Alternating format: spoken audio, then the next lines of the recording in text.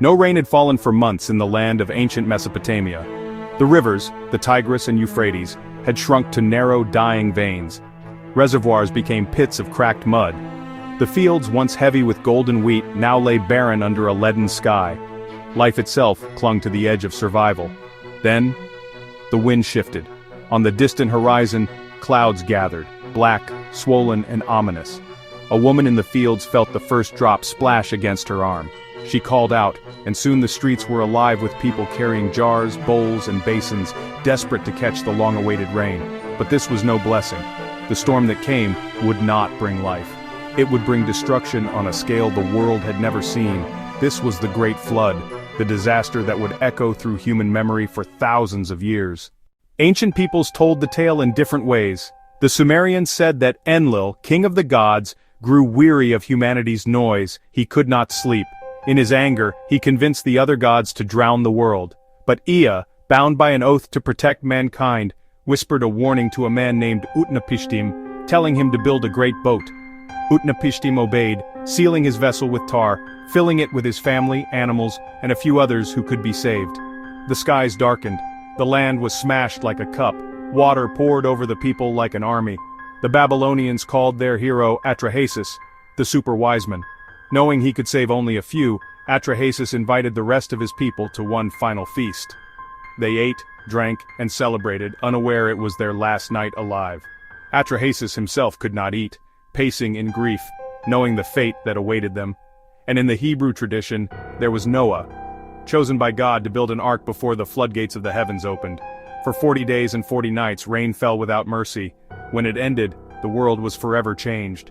3 stories, 3 cultures, thousands of miles apart, yet nearly identical.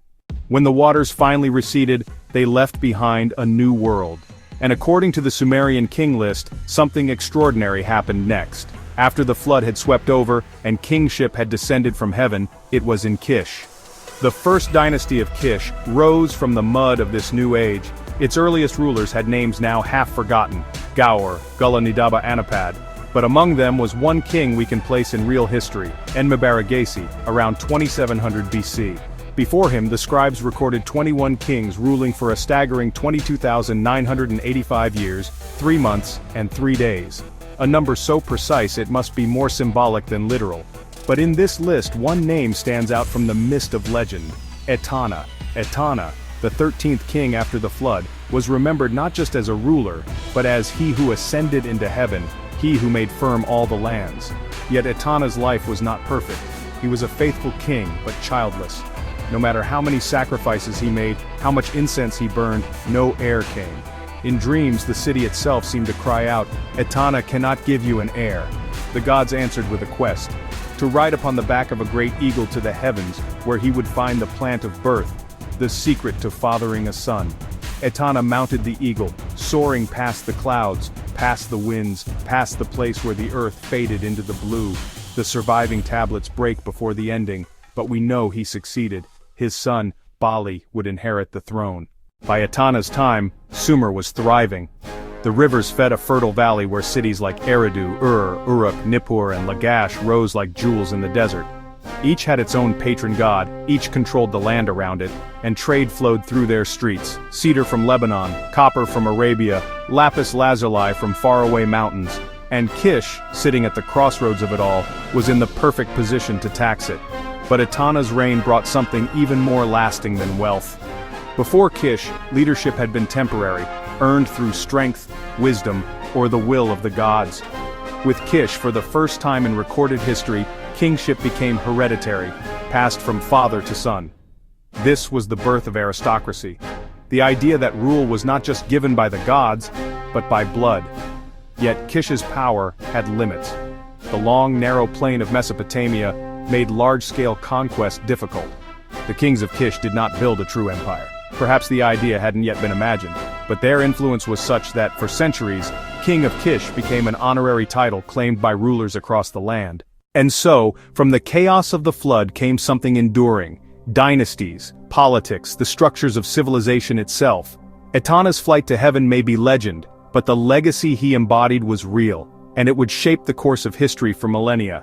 Even now, as we uncover the ruins of Kish, The story feels almost impossible. A world destroyed by water, reborn in the hands of kings who claim to descend from heaven. And perhaps that's why the flood myths still haunt us. They remind us that everything we build, our cities, our power, our civilizations, can vanish overnight beneath the waters.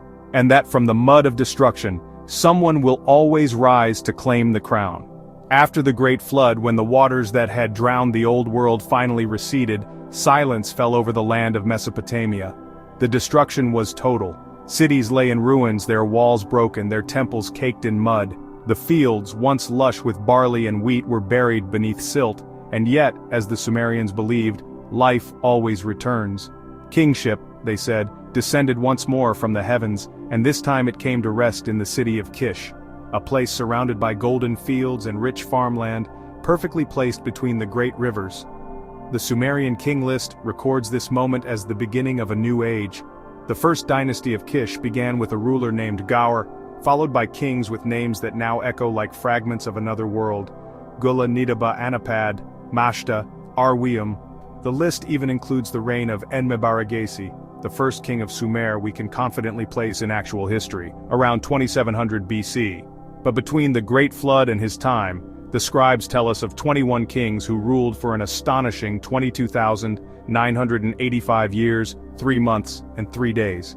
No one truly believes those numbers today, yet the precision of the record suggests that these rulers were remembered not as mere men, but as figures straddling the line between myth and reality. Among their names, one stands out above all the rest: Etana.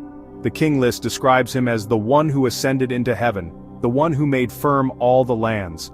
Unlike so many kings whose reigns are reduced to a single carved line on a clay tablet, Etana's story survived in the form of poems and legends written long after his lifetime.